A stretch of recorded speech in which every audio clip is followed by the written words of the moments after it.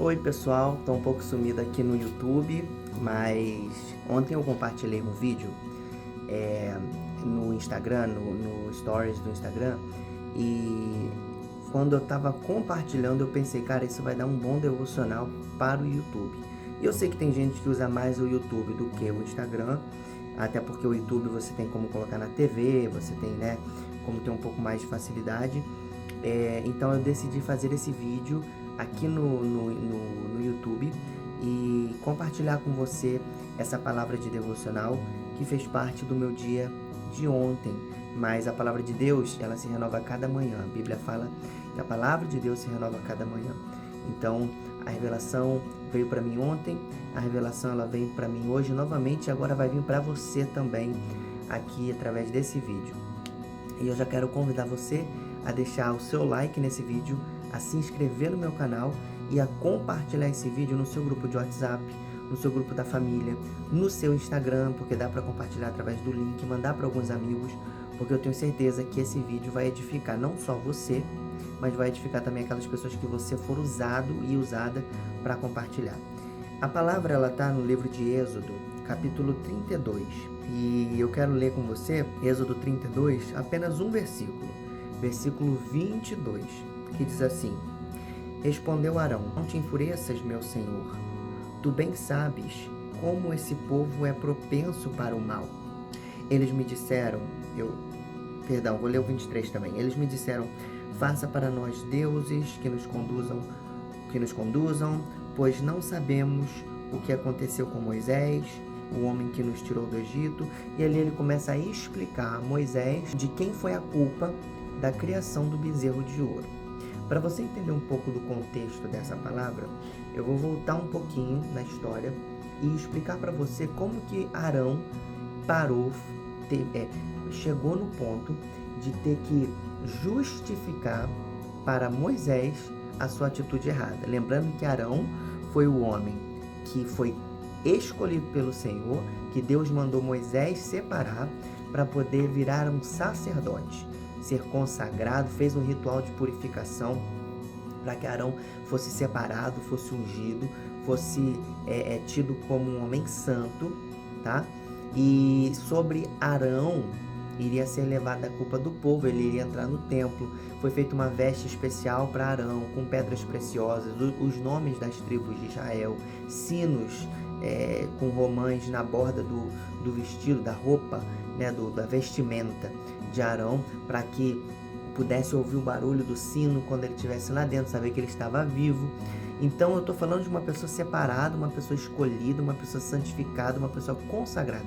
Como que essa pessoa foi chegar no ponto de criar um ídolo para o povo e ter que se justificar sobre isso? Pouco antes desse momento que a gente acabou de ler, Deus chama Moisés ao monte para entregar os 10 mandamentos, para entregar a revelação da vontade de Deus para ele. Só que Moisés fica 40 dias e 40 noites nesse monte. Então o que acontece? O povo ele começa a duvidar se Moisés estava vivo, porque Moisés não descia do monte. E na ótica humana, no olhar humano, 40 dias é o suficiente para matar qualquer um, sem alimento, sem recursos, em cima de uma montanha. Então o povo começou a questionar a integridade física de Moisés. Então o povo começa a questionar a integridade física, né? Saber se ele está vivo, se ele está bem. E aí o povo pede um Deus para Arão. Esse Moisés aí não volta, nos dê um Deus, faz alguma coisa para nós, né? E aí, gente, Arão ouve o povo pecador, se esquece da sua identidade de sacerdote, se esquece do chamado direto de Deus até ele, se esquece da consagração, se esquece da separação, se esquece da exclusividade que Deus deu a ele, ser escolhido sacerdote, se esquece de tudo aquilo que Deus dá para ele e decide ouvir e obedecer o povo. Ele manda o povo trazer os brincos, os adereços, as coisas que são de ouro para ele derreter, prepara uma escultura na forma de um bezerro, coloca no altar, sacrifica diante dessa escultura e diz: eis aí o seu Deus. Vocês não queriam um Deus? Eis aí o seu Deus. E o povo começa a adorar aquilo, aquela imagem. O povo começa a ter aquele bezerro de ouro, aquela escultura como o próprio Deus deles. Se esquece do Deus verdadeiro que os tirou do Egito. Como que o povo esquece facilmente? Como que nós, seres humanos, esquecemos facilmente aquilo que Deus fez nas nossas vidas? Agora, o que mais me impressiona é uma pessoa separada, uma pessoa que não era qualquer um, não era igual a todo mundo. Era, sim, alguém com um nível de intimidade um pouco maior com Deus. Tinha uma proximidade um pouco maior com Deus. Senão, não teria sido escolhido para ser o sacerdote e para tomar a culpa do povo, né? Sobre ele, para sacrificar e levar redenção ao povo, né? Que foi mais ou menos o papel que Jesus fez posteriormente.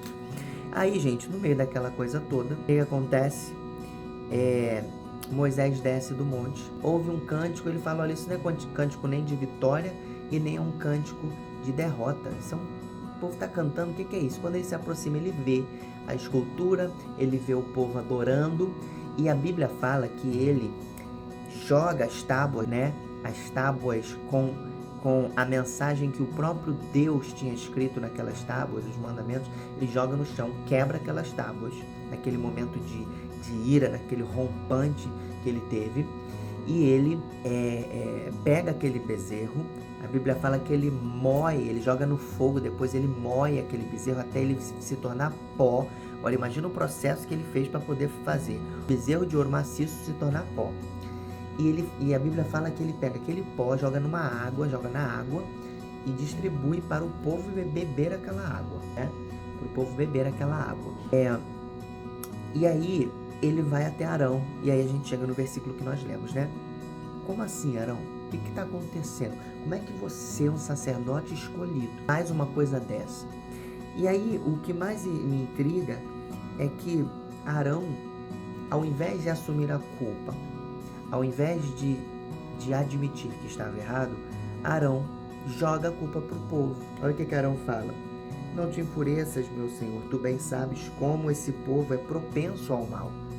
Então ele começa a jogar a culpa, a falar que o povo é propenso ao mal, que o povo pediu um Deus, aí o povo trouxe o ouro e não sei o quê. E aí, quando eu estava lendo isso, me veio na minha cabeça o que Adão e Eva fizeram no Éden. Quando eles pecaram, a Bíblia fala que Deus perguntou assim para Adão: Adão, por que você está se escondendo? Por que você fez isso? Quando Deus acaba descobrindo, né, o que aconteceu, aí Adão fala assim: a mulher que tu me deste, ele culpou a Deus por dar uma mulher que foi corruptível para ele. E não só culpou a Deus por ter dado a mulher, mas também culpou a mulher por ter entregue o fruto na mão dele para ele comer. Então, Adão culpa todas as pessoas ao redor dele naquele momento. Quem eram as pessoas ao redor de Adão? Deus e a mulher. Aí Deus vai lá na mulher e fala assim: mulher, por que você fez isso? Não, foi a serpente que estava aqui no jardim. Então a transferência de culpa vai jogando para o outro: não fui eu. E aí eu estava lendo isso, eu falei: uau, a atitude de Arão foi a mesma atitude de Adão e Eva. E isso nos mostra o quanto a nossa natureza é corruptível, o quanto a nossa natureza tem uma assinatura de pecado relacionado à transferência de culpa, a jogar a culpa para o outro. E Deus, sabendo que nós somos assim, que nós temos esse tipo, né, de fraqueza, tá? E se você acha que você não é assim, eu até mencionei ontem nos meus stories, eu falei: olha, todos nós temos essa fraqueza, né? De culpar, de ver o erro no outro ao invés de ver na gente mesmo. A própria Bíblia fala: por que você está olhando para o argueiro no olho do seu irmão se você tem uma trave no seu olho? Né? Algumas traduções diz o cisco no olho do seu irmão se você tem uma estaca, um tronco no seu olho. Ou seja, o que está em você, o problema que está em você é muito maior, mas a gente prefere olhar o mínimo que está no outro, né? Então a Bíblia está sempre nos alertando como nós somos. E Deus, sabendo que nós somos assim, o que ele faz? Ele decide vir à Terra em forma humana. Foi Jesus, porque Jesus é o próprio Deus encarnado, é o próprio Deus em forma humana, né? Então Deus, vendo aquilo, contemplando o que Adão fez, o que Eva fez, o que Arão fez e outras pessoas na Bíblia. Ele fala, eu tenho que parar esse ciclo de culpa. Ele vem à Terra, forma de Jesus, o nosso Jesus maravilhoso, se entrega numa cruz, morre pelos nossos pecados, seu sangue é vertido na cruz e ali ele leva sobre si os nossos pecados, as nossas enfermidades, nossas pisaduras, né? Pelas suas pisaduras nós somos sarados. E aí ele é basicamente Deus falando assim, você tem uma assinatura na sua natureza de jogar a culpa pro outro, de transferir a culpa pro outro. Agora eu vou vir à Terra, você vai poder jogar a culpa, ao invés de jogar no seu irmão, joga em mim. E ao invés de eu perpetuar esse ciclo como vocês seres humanos fazem, eu vou interromper esse ciclo, eu vou terminar esse ciclo. Joga em mim a culpa, eu consigo justificar. Eu não vou repassar, eu vou justificar. E se você joga os seus problemas, as suas culpas, se você joga as suas fraquezas na cruz, Jesus, você tem o seu problema sarado. Você recebe de volta, não culpa de volta, não apontamento, mas você recebe redenção. Você recebe salvação. Você recebe justificação.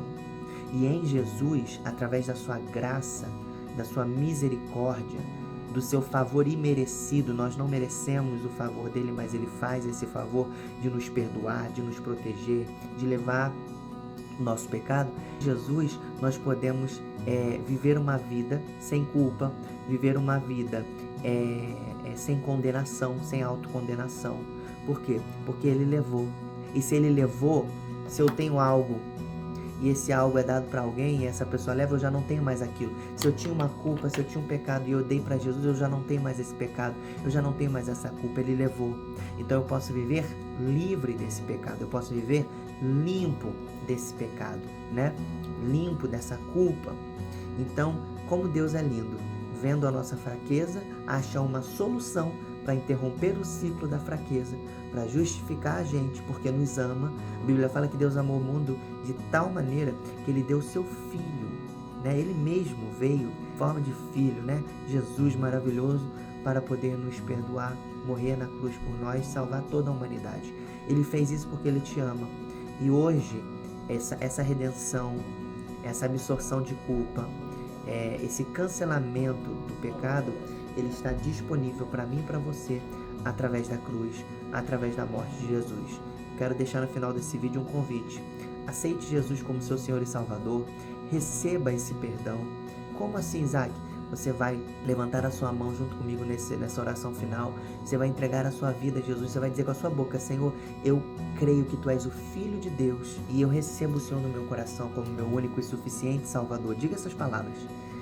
E depois procura uma igreja, comece a congregar, comece a aprender mais da Bíblia. A Bíblia fala, irmãos, que eu estou finalizando já o vídeo, mas a Bíblia fala que quem crê e for batizado vai ser salvo. Você precisa só crer que Jesus é o Filho de Deus e ser batizado, e você será salvo em nome de Jesus, viu? Essa redenção está disponível para você hoje, de graça. Por que não recebê-la? E depois dessa oração, como que você absorve isso para si? Declarando a palavra. Eu orei, eu entreguei, eu confessei, eu estou livre. Eu vou viver livre. Isaac, eu não senti um arrepio, eu não vi um anjo, eu não tive uma visão. Não é pelo que você vê, mas é pela fé. É pelo que você crê. Então, faça essa oração, creia e viva uma vida livre com Jesus, porque Ele tem algo muito bom para você. Amém? Vamos orar? Senhor, nesse momento eu quero entregar a vida de cada um que está assistindo esse vídeo.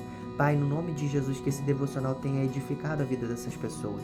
Que essas pessoas elas possam também compartilhar esse devocional com outras pessoas para edificá-las. Senhor, em nome de Jesus, eu entrego a vida de cada um que está nessa live, nesse vídeo, Senhor, em Tuas mãos.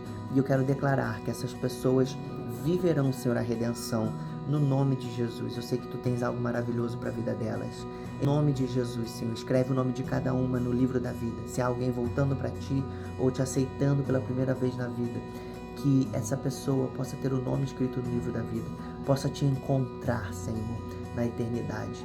Receber o Teu perdão aqui na terra, viver sem condenação, viver livre de culpa, justificado pelo Teu nome e pelo Teu sangue na cruz. É o que eu Te peço em nome de Jesus. Amém.